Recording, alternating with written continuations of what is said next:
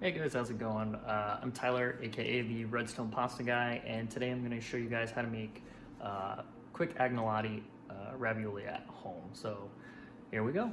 A couple of you guys were asking for some directions on how to do that, so I wanted to show you a couple different methods how you can make this at home.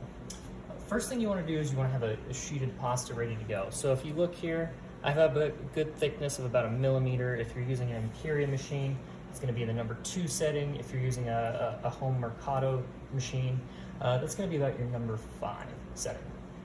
All right, so first thing we're going to do once we have our sheet done is we're going to go ahead and pipe out just a line of our filling. Go ahead and pipe that about 1 inch from your outer edge. It's going to give us just enough room to go ahead and fold that guy over. And you'll see just in a second here. All right, so I left about 1 inch at either side, just so I have a little bit of room to pinch the filling and get it right where I want it to be. So next thing we're gonna do is we're gonna grab the furthest edge away from us, and we're gonna start to fold this over. Now when you do this, you wanna be very careful not to push too hard on the dough at this point, because what will happen is you'll get wrinkles and snags. So what you wanna do is just go ahead and lift, and with your other hand guide it. So you're just gonna fold this over, just like this, and just let it drape over. And you really kind of want to flip your dough. Think about, or flipping your filling, think about you're rotating your filling about 90 degrees. All right, there we are. Now we're gonna go back from the center and just follow along that filling, just very lightly. That way you kind of get an idea of where your seal is gonna be on these guys. All right, once you've done that, you're gonna go ahead and start from any end that works for you. I'm right-handed, so I start from the right side. If you're left-handed, you can go ahead and start from the left. You're gonna go ahead and take your 2 fingers and you're gonna make a pinch and press down at the same time. Go ahead and solidifying where your filling's gonna go. So you can see right there, I've decided on the size that I'm gonna do, and I've created just this nice little pitch there with sort of an indentation there on the bottom. We're gonna go ahead and do that for the entire sheet, for the entire length of our filling. So pushing down and giving our pinch right where we want it.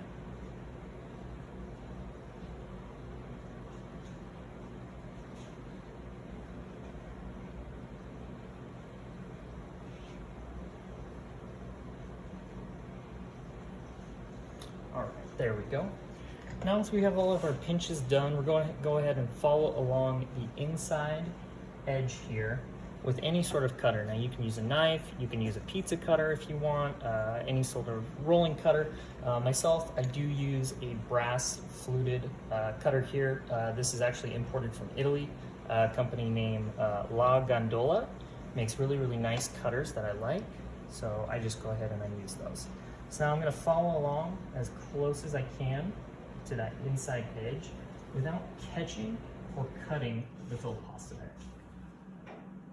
What this is gonna do, this is actually gonna help you provide a seal, your first initial seal. And when you're done, you should have something that looks like that. Just a nice little seal on it, all the way across.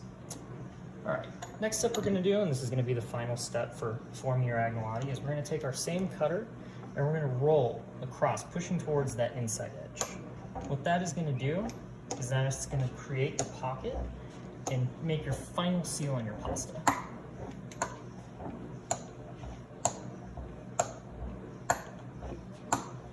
Now as you push these guys, they might roll over, they might stay in the same place. It doesn't really matter, that just shows you how much pressure you're putting on there. All right. Now you can see right here, we've gone ahead and we've made our pocket, we've made our final seal on these edges here, and those guys are perfect. They're ready to go ahead and set aside to be cooked, or you can go ahead and throw those guys in the freezer. All your raviolis and things like that, they'll hold really well in the freezer. And in addition to that, it can be cooked straight from the freezer. It actually helps to get the dough fully cooked and prevent your pasta, or your ravioli rather, from exploding in your pasta water. Okay, the next one we're gonna go ahead and show you guys is for some of you guys who don't necessarily have access to a piping bag. You can go ahead and just spoon or place your filling on your dough where you want it. So I have a little bit of an English pea filling right here. Take that lid off right there. And now I'm going to show you two ways. You can either use a spoon, you can use a palette knife, or a pastry knife, whatever you want, so long as you just get your filling on the dough. So I'm going to trim this edge off really quick.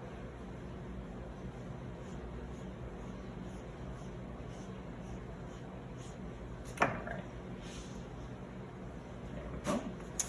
And now I'm going to start with the spoon here really quick. So you take one edge of your spoon and just place your dollop right there. And you can use your finger if you want, doesn't matter.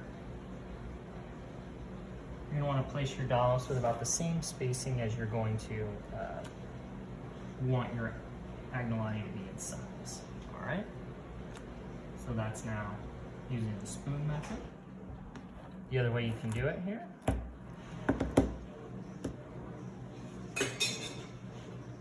is to go ahead and use your palette knife. You'll take the back of your palette knife, grab a little bit of your filling, and just press, just like that. A little swoosh motion.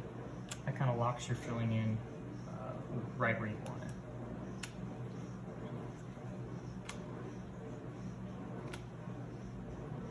This is obviously the method I would use at home if I don't have access to things like a pastry bag or anything like that.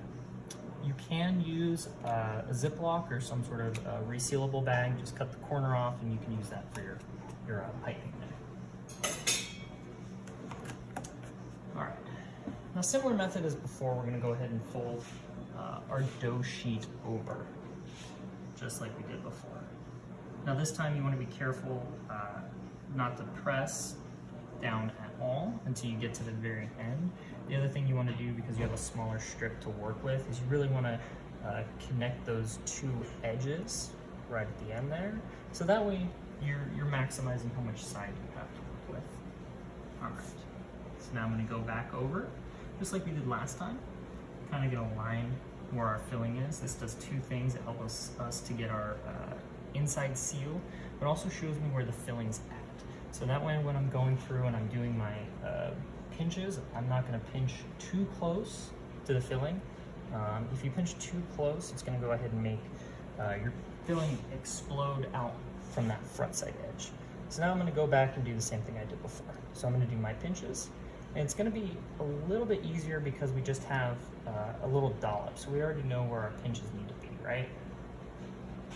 We can just follow along till we find that first edge. So following along, found that first edge of the filling right there. Same thing on the opposite side. And then I will press down and just go ahead and seal those guys. Now this method does waste a little bit of your sheet of pasta, just because you can't, maximize how much filling you're using like you can with the piping bag method. Okay, now same thing as before. You can use your any sort of cutter you want. I'm actually just going to show you guys really quick that you can just use a regular sort of knife to do this. So I'm going to split this sheet just so it's a little easier for me. And I'm going to take my knife, and same thing as before, I'm just going to cut that inside edge. Again, this provides your first seal, but it also gets your pasta uniform there. Okay.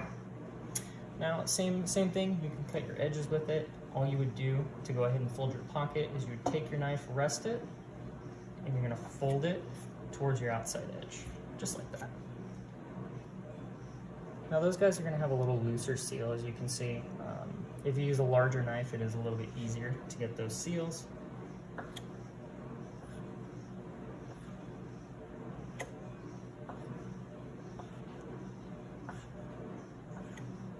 All right, throw away our extra pieces here. And then I had one that, as you can see, I cut a little bit too close. And this guy would potentially explode in the water and you would lose all your filling. So we're just gonna go ahead and discard him. Then, if you aren't happy with how your seal goes, you can just simply go back, grab it right here, and just pinch it. Then you still have a little pocket to hold your sauce like you did before.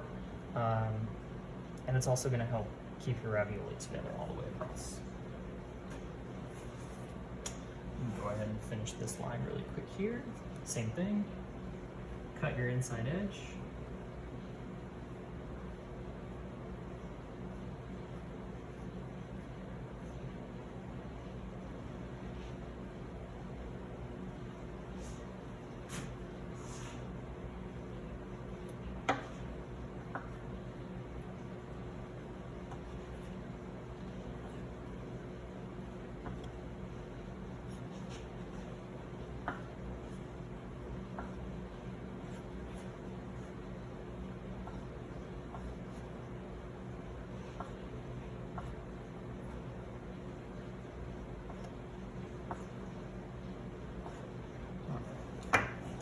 scrap pieces here. And then, just like before, I'm gonna go back and just pinch my two ends together. Just like that. All right. Just so you can see a little bit of the difference using a knife versus using any sort of roll cutter. It does still, form the same shape. It's not quite as decorative, but again, it'll still work for those who don't have access to those sort of cutters.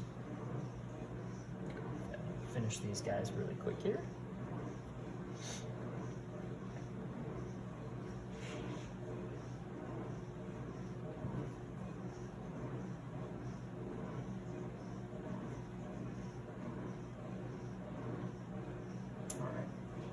So now what I always recommend people to do is I recommend that you put these actually